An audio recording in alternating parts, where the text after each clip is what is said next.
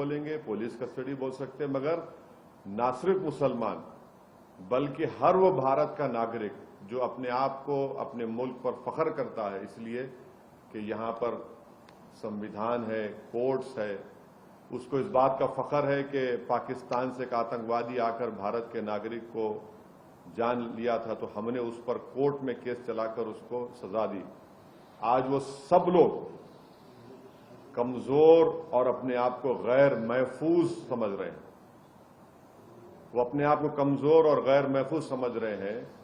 कल का जो मर्डर हुआ है, ये कोल्ड ब्लडेड मर्डर कहते हैं, उसको देखने के बाद हर वो भारत का नागरिक जो भारत के संविधान पर यकीन करता है, भारत की अदालतों पर उसको यकीन है, आज वो अपने आप को कमजोर और गैर महफूज समझ रहा है। और ये इसलिए हुआ क्योंकि जो लोग सत्ता की कुर्सियों में बैठे हुए हैं उनमें राय बराबर भी, जो अंग्रेजी का वर्ड है, ना कंपैशन है, ना उनमें ह्यूमैनिटी है, ना उनमें रहम है, ना उनमें इंसानियत है। ये जो कल का वाकया हुआ, आप बताइए मेरे को, ये तो कोई ऐसा नहीं है कि कोई जाकर फौरन किसी को गोली मार दिया। आप उनका वेपन चलाने का तरीका देखो, आप जिस तरीके से वो लोग आए और उनका हाथ स्टिल है एकदम। मुझे भी वेपन चलाना आता है, मैं भी एक एक्सपर्ट के साथ ट्रेनिंग लिया हूं अपनी सेल्फ डिफेंस के लिए।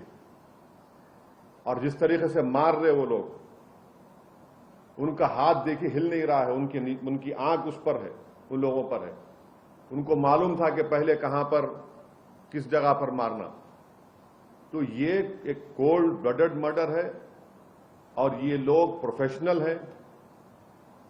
और कितना इसमें उत्तर प्रदेश की बीजेपी की सरकार का इसमें रोल है, कितना इसमें ये कौन लोग हैं जो जाकर पुलिस की मौजूदगी में और मीडिया की मौजूदगी में, बल्कि लाइव टेलीकास्ट भी हो रहा था, वो इस तरह का कोल्ड ब्लडेड मर्डर करते हैं। तो ये इसके लिए जरूरी है कि सुप्रीम कोर्ट मॉनिटर्ड इसमें इन्वेस्टिगेशन होनी चाहिए, कमेटी बननी चाहिए।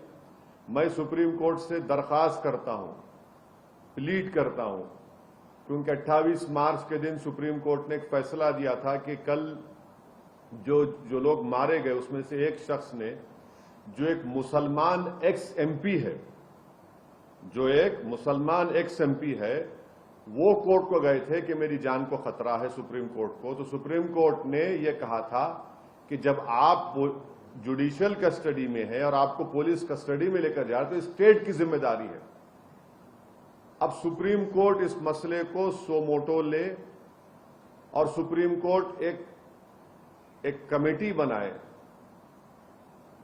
सुप्रीम कोर्ट एक इन्वेस्टिगेशन टीम बनाए, टाइम बाउंड तरीके से उनको टाइम दिया जाए और उस इन्वेस्टिगेशन टीम में उत्तर प्रदेश का कोई भी ऑफिसर ना हो। एक टाइम बाउंड तरीके से वो इन्वेस्टिगेशन टीम बननी चाहिए जो सुप्रीम कोर्ट को रिपोर्ट करे और एक टाइम बाउंड मैनर में वो इन्वेस्टिगेशन मुकम्मल होना चाहिए। क्योंकि ये बात मैं कोई भी यकीन नहीं कर सकता कि ये लोग सिर्फ उठकर आए, कौन इनको बोला वहां पर, इनका बैकग्राउंड क्या है और कैसे वो लोग इस तरह घुस गए वहां पर और क्यों पुलिस ने उनको रोका नहीं। तो ये जरूरी है। हम तो सुप्रीम कोर्ट से उम्मीद करते हैं कि सुप्रीम कोर्ट इस मसले को सो मोटो लेगा, एक इन्वेस्टिगेशन टीम सुप्रीम कोर्ट बनाएगा जो सुप्रीम कोर्ट को रिपोर्ट करेंगे और उसमें बेहतर होगा कि कोई भी उत्तर प्रदेश का ऑफिसर ना हो, क्योंकि उनकी मौजूदगी में, उनकी कस्टडी में इन दो लोगों की हत्या की गई है। और एक बात आप समझिए कि मैं शुरू से कह रहा हूं कि जो रेडिकलाइजेशन हो रहा है मेजॉरिटी कम्युनिटी में, इस पर कोई यकीन नहीं कर रहा है।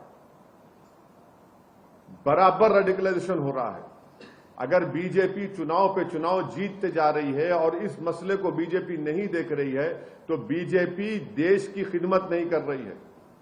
ये कौन है? अगर ये जो कल जो लोग हत्या किए, अगर इनका ताल्लुक उत्तर प्रदेश सरकार से नहीं है, मैं सवाल उठा रहा हूं, मुझे नहीं मालूम है नहीं है, अगर नहीं है तो फिर ये रेडिकलाइज कैसे हुए और इतना वेपन उनके पास कहां से आया? ये कोई कट्टे नहीं थे, एक साथ मारे जा रहे हैं और कहीं पर भी वेपन ब्लॉक नहीं होता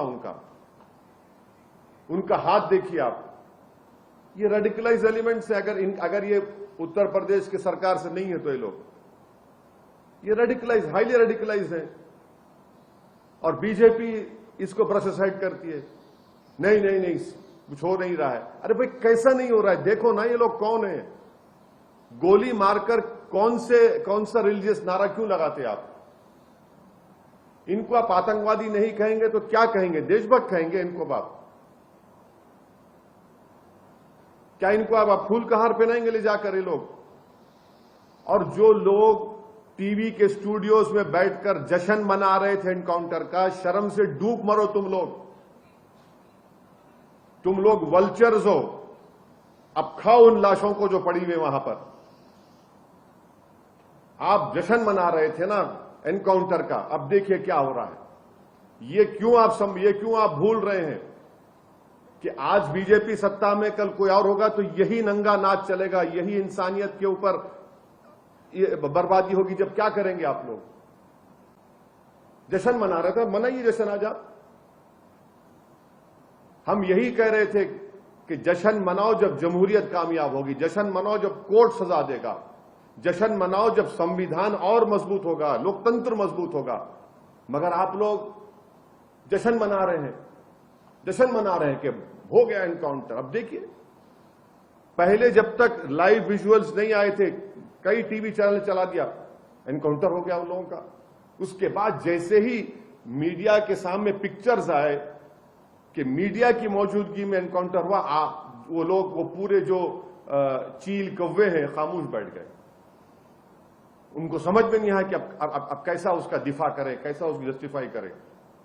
इसीलिए हम कह रहे हैं कि आप समझिए इस बात को, एनकाउंटर सॉल्यूशन नहीं है, बल्कि मैं आपके जरिए से देश को याद दिलाना चाहता हूं कि यही इस तरह के सिलसिला शुरू हुआ था जब विश्वनाथ प्रताप सिंह के भाई की हत्या हुई थी 89 में।